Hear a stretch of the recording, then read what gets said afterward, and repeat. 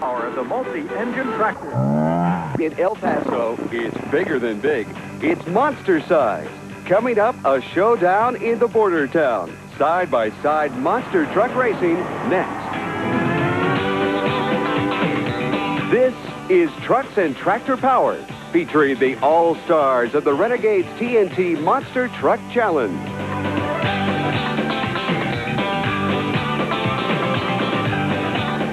Welcome to the Sun City, El Paso, Texas, where tonight from Sunland Park, it's monster truck racing.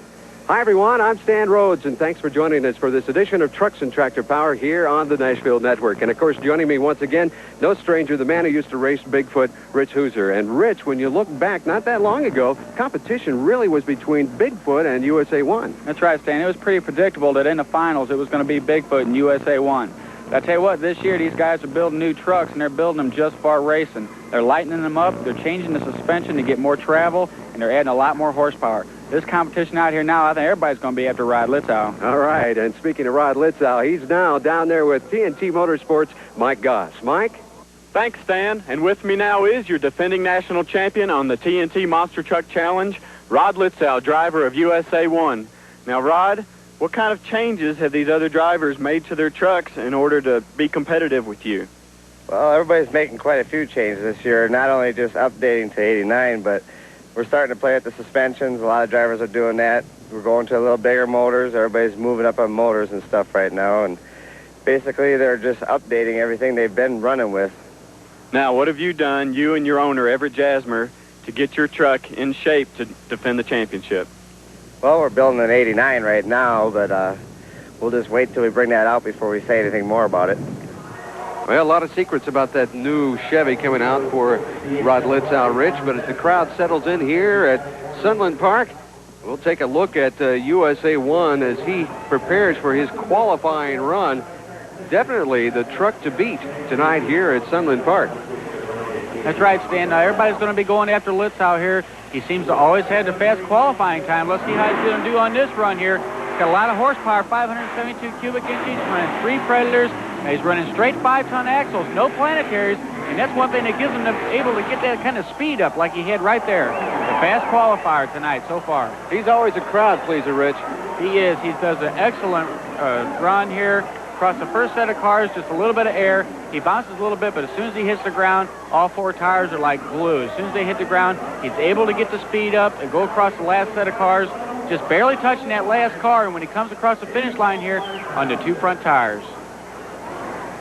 Well, as our capacity crowd settles in, Rod Litzow is going to take a moment to head the USA 1 back for the start of round 1 in just a moment. See, Alan Jackson, our head track official, better known as AJ, he's getting ready for round 1, and it will begin with Mad Dog taking on Tuff-E-Nuff, then Nightlife versus Wild Hair. And moving on, just showing off, up against Leadfoot, and then USA 1 versus Master of Disaster. So there they are paired right now, Mad Dog against Tuff-E-Nuff. And John Breen, of course, out of Jefferson City, Missouri, piloting Mad Dog, and Pablo Cruz out of Phoenix, Arizona in Tuff-E-Nuff. And this ought to be a good run here, Stan. Now, Tuff-E-Nuff, this is his first time running on the TNT circuit.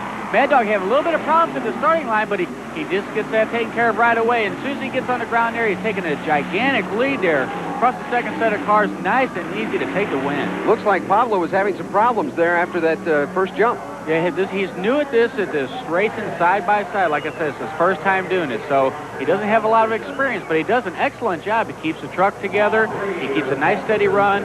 Mad Dog, now John Breen's a veteran at this, so he's got a lot of advantage, so that's one thing that helped him. And part of the Breen Boys Racing Toys, John Breen. And next, it's going to be Nightlife, Dave Wyzorek. And, of course, he's out of Grand Island, Nebraska, a young man, about 27 years of age. Does a great job. He'll take on Bob Breen out of Jefferson City, Missouri in Wild Hair. Of course, Nightlife running a 454 cubic inch blown injected on alcohol. He's got a little advantage over Wild Hair here. He's running a stock 454 in his truck. He had problems with it and blew it up, and you can tell right there the difference in horsepower. Wyzorek takes a tremendous lead and takes a nice win. Big win there over Wild Hair. And I do believe that Bob is having some problems with that engine. Yeah, it's a stock motor in that truck right now. The reason why is last weekend he blew it up. He has a problem with it. He's got a blown injected on alcohol motor. He usually runs in there, and here's where it shows the difference in horsepower. Why Zork takes a big lead, just takes it nice and easy over the second set of cars so he doesn't take a chance in braking, and so he can come back for the next round. David, a nice smooth run. How do you assess the competition tonight? Well, it's pretty good. I know a lot of guys are having a hard time keeping their motors running. I don't know what their problems are, but a lot of them are getting them worked out, so it should be interesting towards the end. And here's a couple of guys looking to get things going for themselves. Leadfoot, driven by Ron Dennis out of Flagstaff, Arizona, and he'll take on Paul Huffaker. He's just showing off out of Conroe, Texas. Now, just showing off, he's been running a long time. I've raced him before, and he knows what it takes to win. Now, Leadfoot here, he doesn't really do real good on these races. He has a lot of problems with that truck, it seems like. But I tell you what, Stan, he's doing a great job so far. Oh, this is kind of hard to believe here. Pablo letting him beat him like that. Oh, my. This is an upset, Stan. Good Totally. show. Good show by Ron Dennis. Let me see if I can tell what happened with Pablo here. He got a little bit bouncing there off to the first set of cars. But look at Leadfoot. His front end's up in the air, but he just carries it nicely. As he hits that second set of cars, he gets a lot of air. Oh, this is a great run. All right, let's go down to Mike Goss at trackside. Ron, one of the best runs I've ever seen for Leadfoot. Yeah, we're trying to get our stuff together finally. Last night was pretty rough on all of us, but tonight I tried a little different strategy. I slowed down a little bit when I hit the first set, so I didn't bounce near as bad as you've seen me doing in qualifying. Okay, it looked like a little problems after you finished the race. Is there a problem with the truck? No, there are no problems with it. These remote-controlled radio switches that we have for the public safety, I looked over after I shut it down right there, and the light was off on it. Maybe they killed me. They thought I was going to hit the fence, which is good. Well, of course, safety is a big concern for the Renegades TNT Monster Truck Challenge. Both safety for the monster truck driver during the race and for the fans alongside the track. Rich Hooser tells us about the most important safety feature, the kill switch. One of the safety features developed by TNT is a remote kill switch. The way this works is this receiver is mounted inside the vehicle and turned on.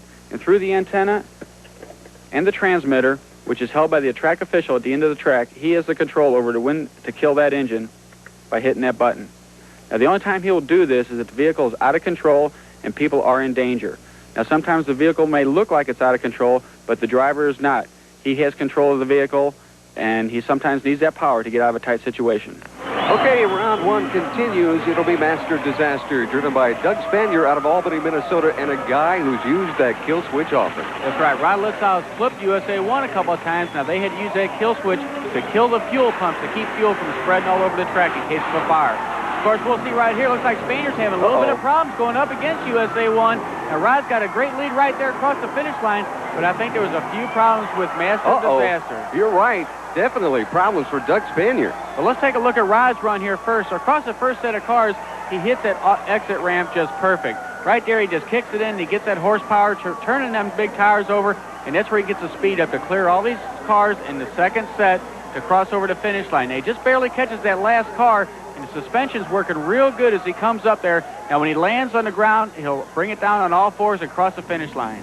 Well, Rich, as Litzau went across the finish line, Doug Spanier took Master Disaster, kind of parked it across the guardrail. Yeah, he did there. And what had happened, he lost it on the first set of cars. He got a little crooked and got crossed up. And in turn, he couldn't quite hit that second set of cars. We'll see here where it all started right there. He didn't land on the other side of cars. And you see right there, the rear steering kicked on him a little bit. Now, that's what happens when you don't get lined up for that second set of cars. He didn't have enough time, and in turn, he ended up going through the guardrail. All right, here's Mike Goss on a trackside with a kind of shaken Doug Spanier. Doug, you took out a good chunk of the guardrail. What happened? I was really trying hard tonight to beat USA 1. I had my truck running good. I got a little bit crossed up in the first set of cars, and I got it straightened out. When I caught the second set, I don't know, it's just like the rear wheels turned. And it just took a left turn right over through the fence. Kind of stood it up straight on that first set of cars. That really hurts early on in a race, doesn't it? Yeah, it does, and especially starting on the left lane, the dirt ramp seems to be a little bit sharper. It's shooting everybody up in the air a little more. Well, Rich, it seems like Master Disaster has been disqualified. Yeah, he has, Stan, since he did go out of bounds, and he thinks it was caused from them ramps at that first set of cars, and of course that's where it started. And since he did go out of bounds, he is disqualified. Well, it looks like the end of the night for Doug Spanier. And we'll continue with more action from Sunland Park and the start of round 2 right after this. Trucks and Tractor Power Stan Rhoads and Rich Hooser here for the start of round 2. It will be Wild Hair taking on Leadfoot. And then USA 1 versus Just Showing Off. And Tuff-E-Nuff up against Nightlife and Mad Dog in a bye run because of Master Disaster, driven by Doug Spanier, being disqualified for going out of bounds. So there you see Bob Breen in Wild Hair out of Jefferson City, Missouri. And, of course, Bob Breen's still running that stock 454. He's coming a long way. And here's a guy with a lot of surprises for us tonight, Ron Dennis out of Flagstaff, Arizona in Leadfoot. Yeah, Leadfoot's doing real good here tonight. He's just surprising me. It's just unbelievable the way he's running. Now, this ought to be a good, even race here. You got Ron Dennis, but the way he's been running, he's going to do real good. He hits the cars first, and he's got a great lead over Wild Hair. And this is unbelievable the way Ron Dennis is just taking over the show tonight. He's doing an excellent job at driving. That truck is just holding together great. Well, congratulations, Ron Dennis, in that 77 El Camino. Of course, you can see right here, he's got a tremendous lead on him over that first set of cars. Now, without that horsepower, Bob Breen is just nothing else he can do. Now, Dennis does a little bit of bouncing right here, but he manages to keep the lead and take the win. Okay, let's go down to Mike Goss. Ron, looks like you got him right off the starting line. Yeah, we've got a little bit bigger motor this year, Mike. We're doing pretty good. We got to do a few more changes to our suspension, as you can tell. But we feel pretty confident tonight. Now, Rich, Ron Dennis is feeling pretty good. Now you see Pablo Cruz out of Phoenix, Arizona in Tuff-E-Nuff, driving that 1989 Ford Super Cab, a former mudbog racer. And Mike Speller getting them all ready to go.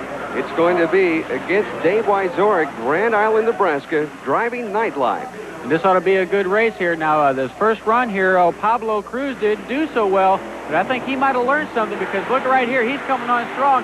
He's got a little bit of a lead over Wyzorek, but right there in between the cars where Wyzorek takes over, it's going to be real close to him, but it looks like Dave Wyzorek and Nightlife takes the win. Well, that former mudbogger gave it a run, but it was Dave Wyzorek coming back with a good win. He did excellent. He learned a lot from his first run. Now, these guys are both pretty equal on horsepower. They're both blown and injected. Now, Tuff-E-Nuff, his engine's in the back now. I don't know if that gave him a little disadvantage or not, but Wyzorek takes the win. All right, well, let's take a moment now and go down to trackside with Mike Goss, who has Dave Wyzorek. Dave, you were behind off that first set of cars. Did anything happen on the starting line? No, everybody's getting a bad bounce on that first set, so I thought if I just took it a little easy over that first set of cars and then got into it when I got on the straight, it worked. It did. So you hit it pretty hard in the straightaway then? Right. This Tuff-E-Nuff looks like a pretty good truck. We haven't seen him before. Yeah, he is. That's the first time I've ran with him, and, you know, from what I can see, he's going to be a tough competitor.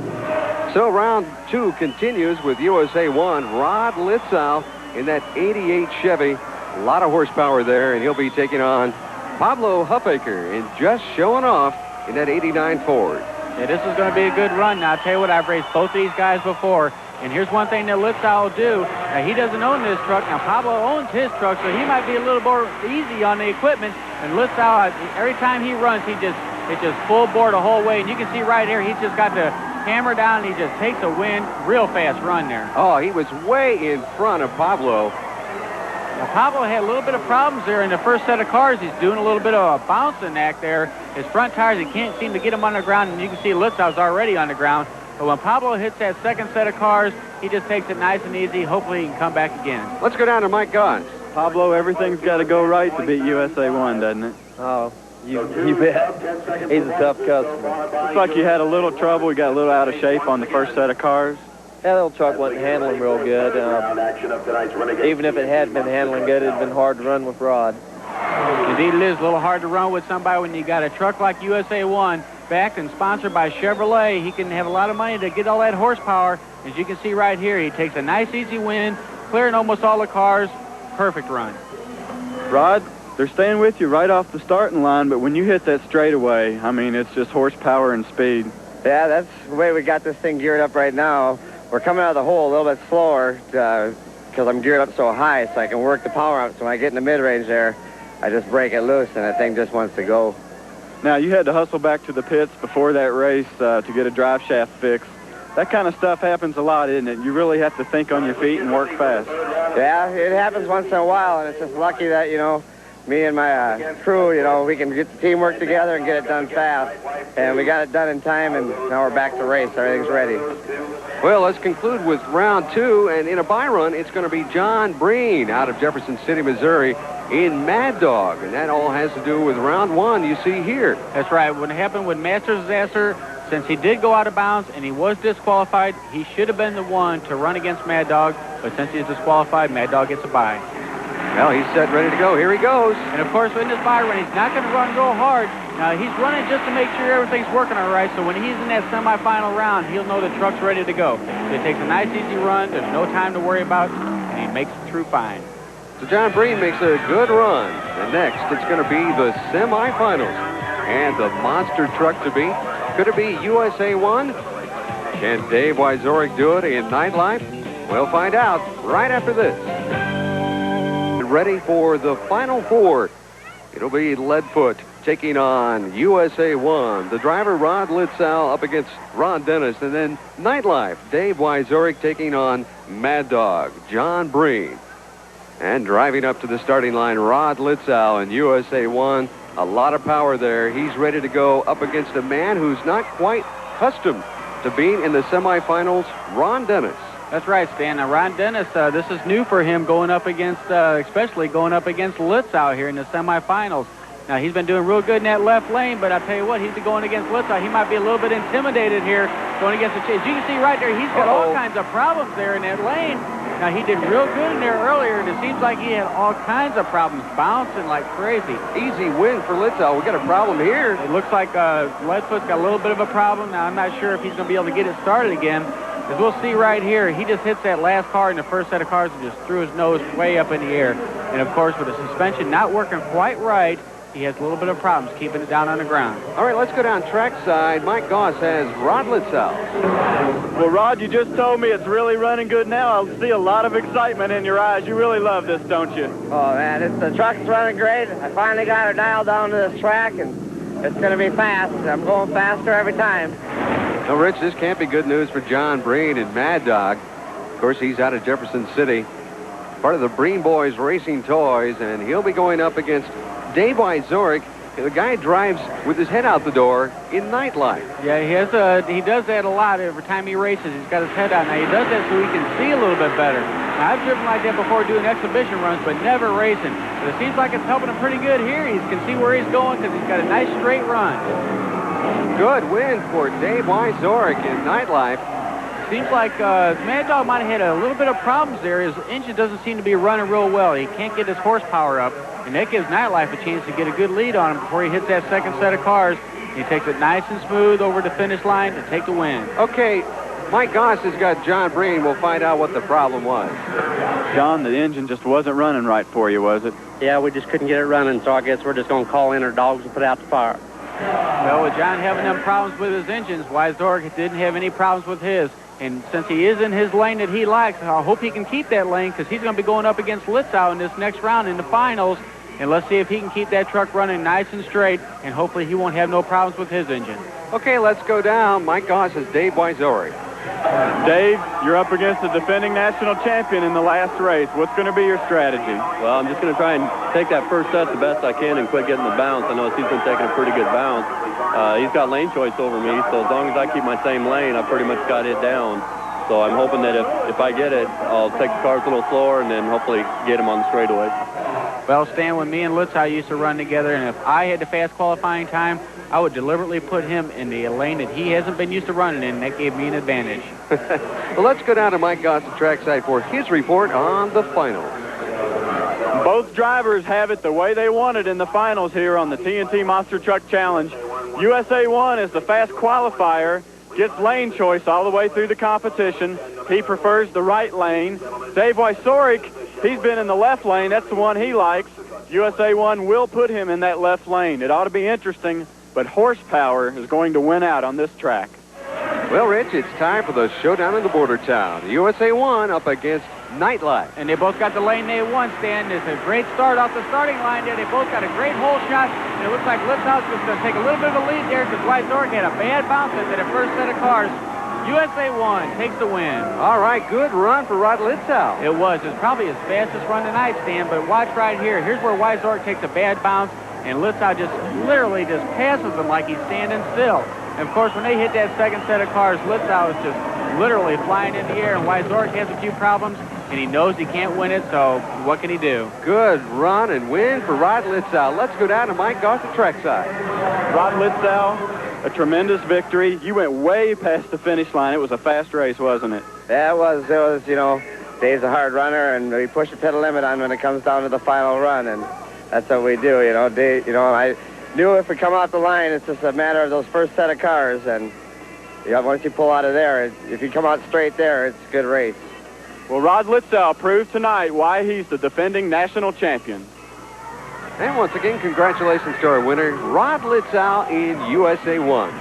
For Rich Hooser, Mike Goss, and the entire crew, I'm Stan Rhoads. Join us next week for Trucks and Tractor Power on the Nashville Network. So long from Texas.